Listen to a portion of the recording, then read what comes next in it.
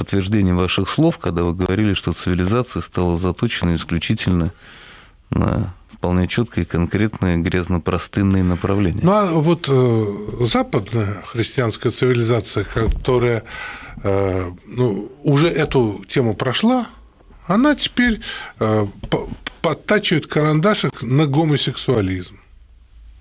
Там тоже уже и специальные фильмы, специальная литература, специальные книжные магазины и специальные школьные программы. Ну, а что дальше? Дальше известно. Дальше на педофилию пойдет.